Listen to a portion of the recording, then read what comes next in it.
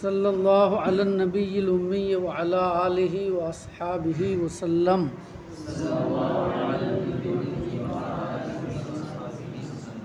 حکایت نمبر 20۔ آوردہ اند کے نوشیروان عادل را در شکار گاہے صید کباب می کردند۔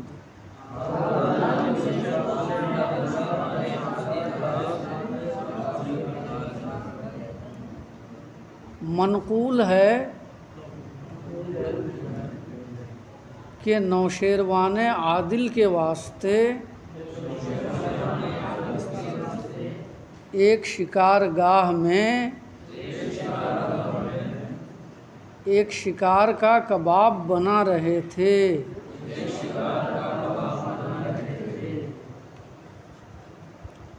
آوردہ اند کا معنی منقول ہے، آوردن مصدر سے ہے، آوردہ اند انہوں نے لایا ہے، لفظی ترجمہ ہوا۔ مفہومی ترجمہ آوردہ اند کا منقول ہے، قصہ بیان کرتے ہیں، ہے نا، لوگ کہتے ہیں، لوگوں نے کہا ہے، تو منقول سے ہم نے ترجمہ کیا۔ منقول ہے کہ نوشیروان عادل کے واسطے ایک شکار گاہ میں ایک شکار کا کباب بھون رہے تھے۔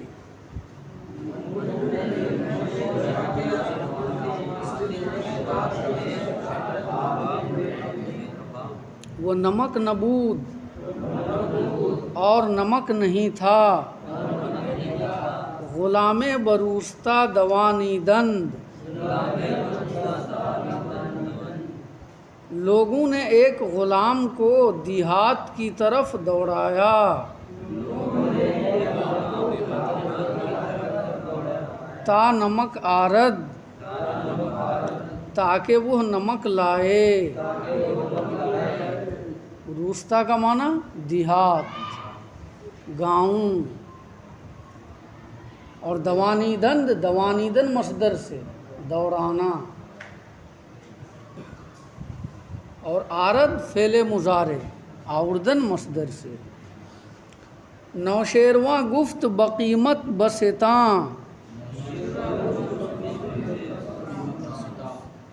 نوشیرواں نے کہا کہ قیمت سے لینا، تا رسم نگردد، تاکہ کوئی رواج نہ پڑ جائے، و دہ خراب نہ شود، اور گاؤں تباہ نہ ہو جائے، دیہات تباہ نہ ہو جائے۔ یہاں دہ ہے، دہ کا معنی دیہات، اور بے ستاں، یہ ستاندن مصدر سے ہے، فعل امر، رسم کا معنی رواج، تاکہ کوئی رسم جاری نہ ہو جائے اور گاؤں تباہ و برباد نہ ہو جائے۔ یعنی اس نے اپنے غلام کو تاکید کی کہ جہاں سے بھی نمک لانا تو قیمت دے کر لانا، خرید کر لانا، ہے نا، مفت میں مت لینا۔ گفت ازی قدر چی خلل زائد، غلام نے کہا کہ اتنی مقدار سے کیا نقصان پیدا ہوگا۔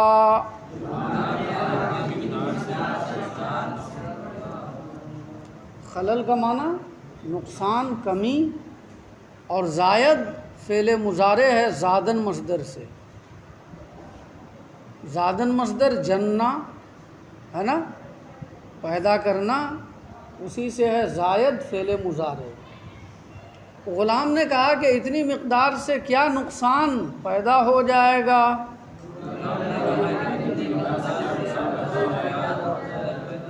گفت، نوشیرواں نے کہا، بنیاد ظلم اندر جہاں اول اندک بودہ است،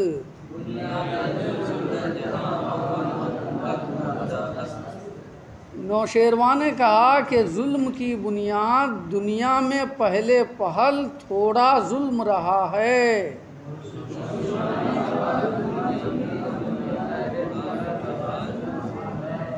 وہ ہر کس کے آمد برآں مزید کرد، اور ہر وہ شخص جو آیا اس پر اضافہ کیا،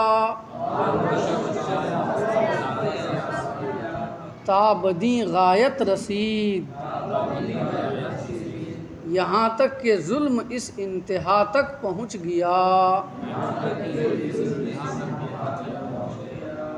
یعنی نوشیروان نے کہا کہ پہلے پہل جو ہے دنیا میں ظلم اور زیادتی تھوڑی مقدار سے شروع ہوئی، پھر اس کا دیکھا دیکھی لوگ زیادتی کرتے گئے، ظلم بڑھاتے گئے، یہاں تک کہ ظلم کا سلسلہ دراز ہو گیا۔ تو کوئی بھی کام ہوتا ہے تھوڑا تھوڑا ہوتا ہے نا؟ تو آج اگر میں مفت میں اپنے اثر و رسوخ کی وجہ سے بغیر کسی عوض کے نمک لے لوں گا، تو میرے بعد آنے والے بادشاہوں، حاکموں اور میرے لشکر کے لیے میرا یہ کام ایک نمونہ عمل بن جائے گا، پھر وہ لوگ ایسا ہی کریں گے، ہے نا؟ آج تو نمک کی بات ہے، کل خزانے تک بات پہنچ جائے گی، کسی کو خزانے کی ضرورت ہوگی زبردستی لے لے گا بغیر اس کا کچھ معاوضہ اور صلہ دیے۔ سمجھ میں آئی بات؟ قطعہ اگر ز باغ رعیت ملک خورد سے بے، بر آورند غلامان او درخت از بیخ۔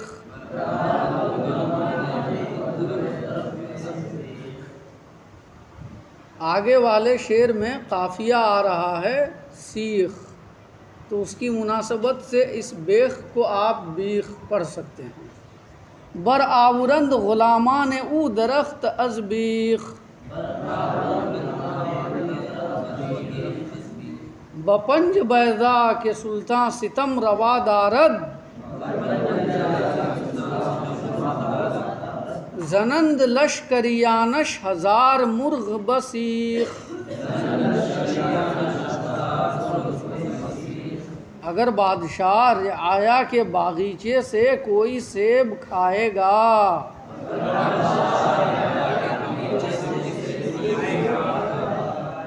تو اس کے غلام درخت کو جڑ سے کھینچ لائیں گے،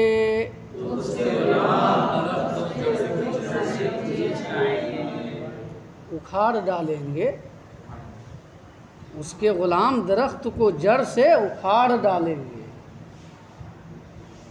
اگر بادشاہ اپنی رعایا کے باغ سے کوئی ایک سیب کھا لے گا، تو اس کے رعایا کیا کریں گے، اس کے غلام کیا کریں گے، اس درخت کو جڑ سے اکھاڑ ڈالیں گے، ہے نا؟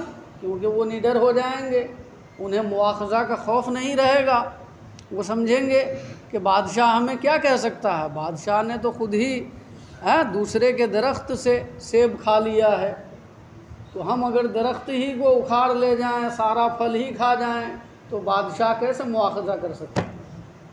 سمجھ میں ہے نا؟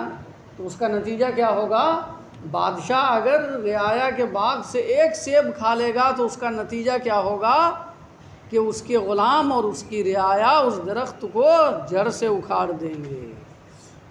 5 انڈوں سے جب بادشاہ ظلم کو جائز رکھے،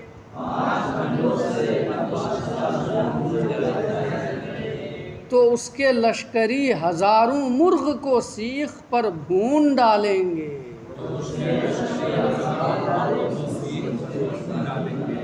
یعنی بادشاہ اگر اپنی رعایا کے افراد میں سے کسی فرد کے 5 انڈے لے لے گا، تو اس کا نتیجہ یہ ہوگا کہ اس کے لشکری لوگوں کے ہزاروں مرغ کو کباب بنا کر کھا جائیں گے۔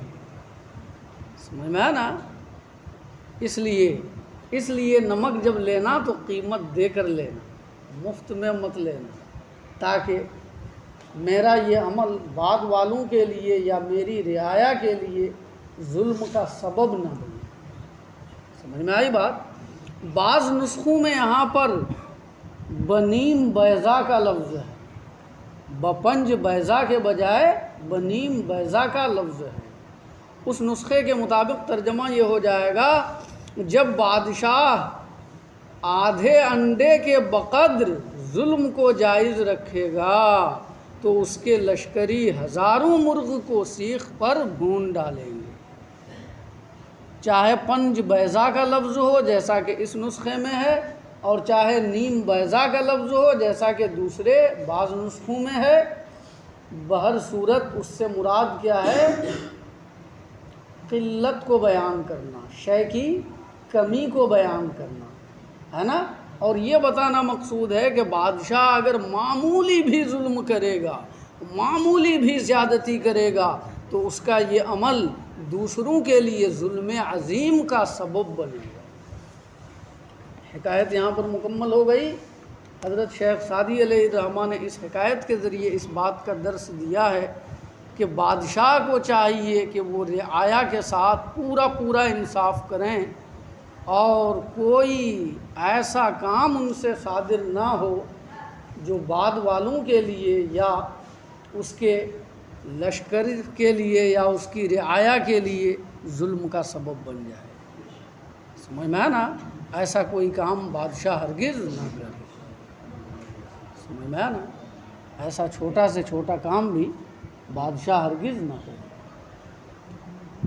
اب یہاں پر سارے الفاظ آپ کو میں نے بتا ہی دیا، بس زنند اور سیخ ان دونوں لفظوں کو سمجھ لو۔ زنند زدن مصدر سے ہے، فعل مضارع جمع کا صیغہ، جمع غائب کا، اور سیخ کہتے ہیں اس سلاخ کو جس پر کباب گرم کرتے ہیں اور کباب سینکتے ہیں۔ لوہے کے اس سلاخ کو جس پر کباب سینکتے ہیں اس کو کیا کہتے ہیں؟ سیخ۔ ٹھیک۔ صلی اللہ علی النبی الأمی وعلی آلہ وصحبہ وسلم۔